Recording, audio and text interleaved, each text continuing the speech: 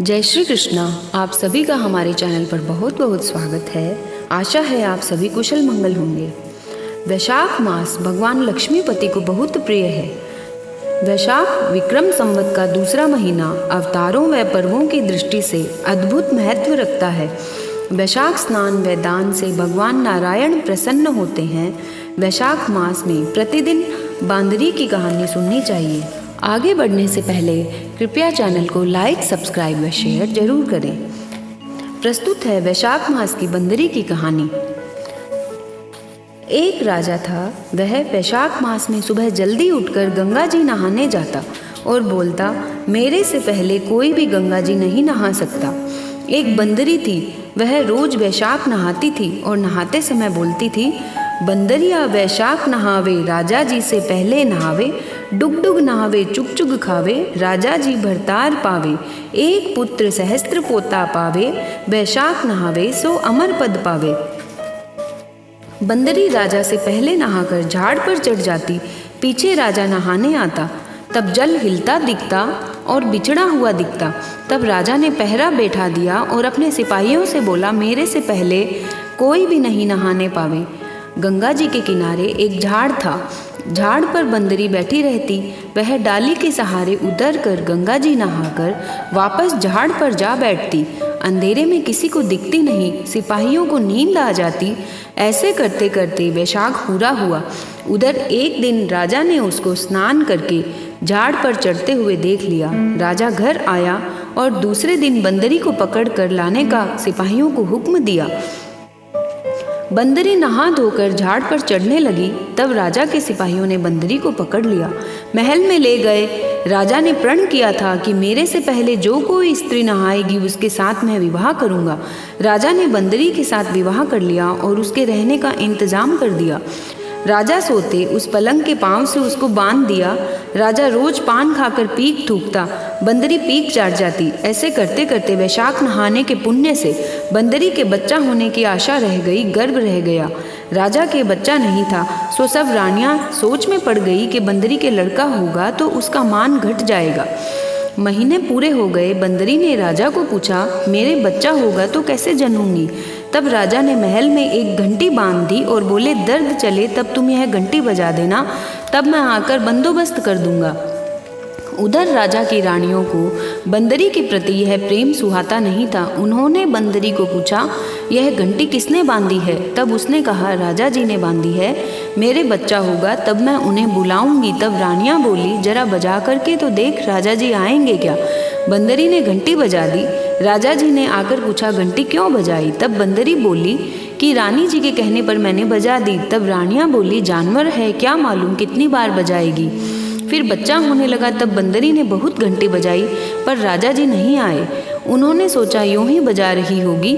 बंदरी ने रानियों को पूछा, मैं बच्चा कैसे जनूं। तब रानियां बोली, आंखों में पट्टी बांध लो, ओखली में सिर दे दो। बंदरी के वैशाख नहाने के पुण्य से एक महान सुंदर लड़का हुआ। होते ही रानियों ने उसको रोने भी नहीं दिया और दासी को बोली, हम लोग तुम्हें सूपड़ा भर मोती देंगी, तुम इस लड़के को खेत में बूर आओ। वह दासी लड़के को लेकर खेत में गई और उसको कुम्हार के खंदेड़े में बूर दिया। इधर बंदरी के पास खून में लपेट कर पत्थर रख दिया। राजा जी ने आकर पूछा, क्या हुआ। तब बोली, बच्चा तो नहीं हुआ, यह ईंट पत्थर हुआ है।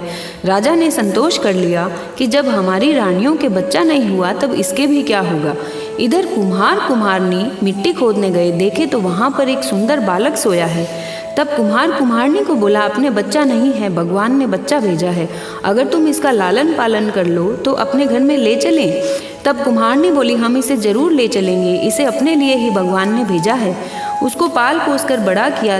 लड़का रात बढ़े दिन बढ़े और देखते ही देखते 12 वर्ष का हो गया। कुम्हार मिट्टी के हाथी घोड़े बनाकर बेचता था। एक दिन लड़का बोला, बाबा जी मुझे भी हाथी घोड़े बनाकर देवो, मैं खेलूंगा। कुम्हार ने उसको मिट्टी के हाथी घोड़े दे दिए। लड़का हाथी घोड़े लेकर कुएं पर बैठ गया। उसको लड़कों से मालूम पड़ गया था कि मैं बंदरी के हुआ था और रानियों ने मुझे मारने के लिए दासी को दिया था। कुएं पर दासियां पानी भरने आई। तब दासियों को देखकर वह बोला, आवो रे मेरे मिट्टी के हाथी घोड़े, पानी पियो। तब दासियां बोली, मूर्ख, मिट्टी के हाथी घोड़े भी पानी पीते हैं क्या। तब लड़का बोला, मूर्ख दासियां, बंदरी के भी ईंट पत्थर जन्मते हैं क्या?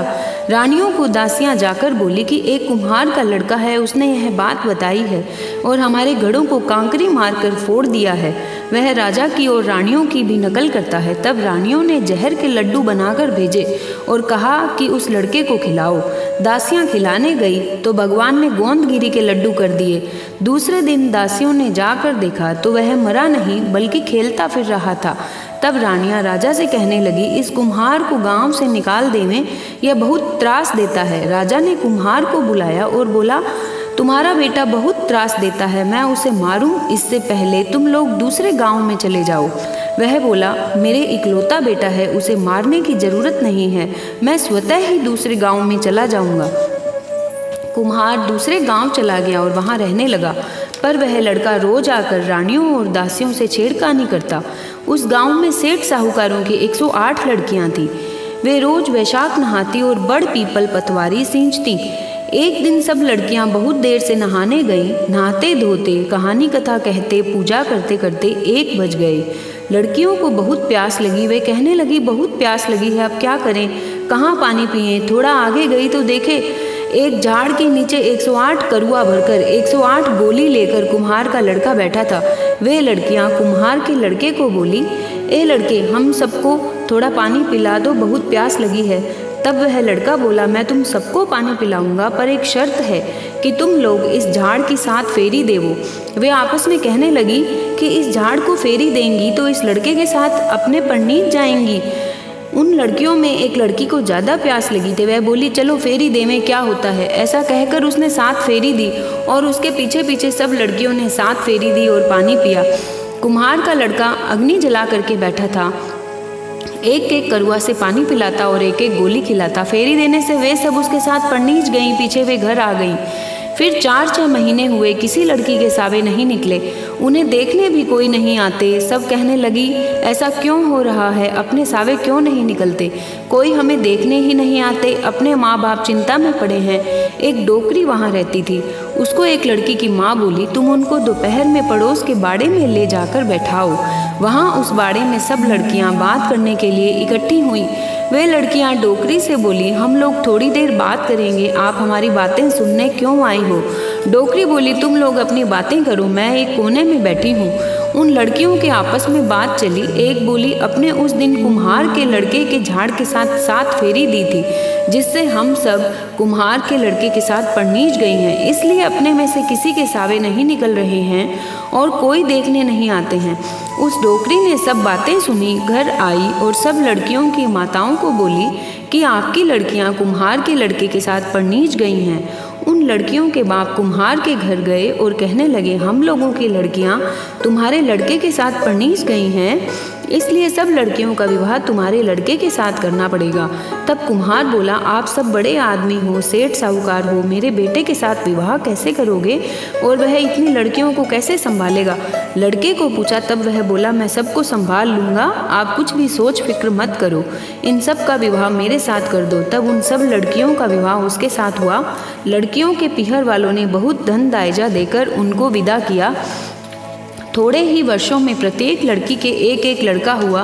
कुम्हार कुम्हारनी के 108 बहुएं थीं, 108 लड़के हुए। एक दिन वह बंदरी का लड़का बोला, अपने लोग राजा से मिलने चलेंगे। पत्नियों को कपड़े पहनकर साथ चलने को कहा। राजा को समाचार भेजा कि हम लोग मिलने आ रहे हैं। अपने पूरे परिवार के साथ राजा के पास मिलने गया। कुम्हार के लड़के ने पहले से सब पत्नियों को कहकर रखा था कि वहाँ एक बंदरी बैठी है, सिर्फ उसके ही चरण स्पर्श करना। उन्होंने वैसा ही किया। वे रानियों से कुछ बोली भी नहीं और पाँव भी नहीं छुआ। रानियों को क्रोध आया। वे राजा के पास गईं और कहने लगी कि अभी भी इस कुम्हार के बेटे की आदत गई नहीं है, इसकी बहुएं बंदरी के आगे झुकी। तब वह कुम्हार का बेटा बोला, देखो राजा जी, मैं इस बंदरी का बेटा हूँ। मुझे पैदा होते ही रानियों के कहने से दासी खेत में बूर आई। कुम्हार वहाँ मिट्टी खोदने गया। जब मैं उसको मिला, वह मुझे घर ले गया। आप कुम्हार से घटना की पूछताछ कर लें। तब राजा ने कुम्हार से पूछा तथा राजा को यह बात सही लगी। राजा ने सब रानियों को दुहाक दे दिया और बेटे पोतों को गाजे बाजे से घर लाया। बेटे पोतों और बहुओं सहित वापस राज करने लगा। सारी दुनिया कहने लगी कि वैशाख नहाने का इतना फल है, तब तो सबको वैशाख नहाना चाहिए, दान पुण्य करना चाहिए। पीछे राजा जी कुम्हार को बोले, तुम्हें चाहिए उतना धन ले लो, तुम्हारी इच्छा हो तो अपने घर रहो, तुम्हारी इच्छा हो तो मेरे घर चलो, तुमने मेरा बहुत उपकार किया। राजा ने कुम्हार को बहुत सा धन दिया। बंदरी वैशाख नहाई तो राजा जी का राज पाई, एक पुत्र 108 पोता पाई। हे भगवान, जैसे बंदरी को सुख संपत्ति दी वैसे सबको देना, कहने सुनने हुंकारा भरने वाले को देना, अपने सब परिवार को देना, हमें भी देना। जय श्री कृष्ण।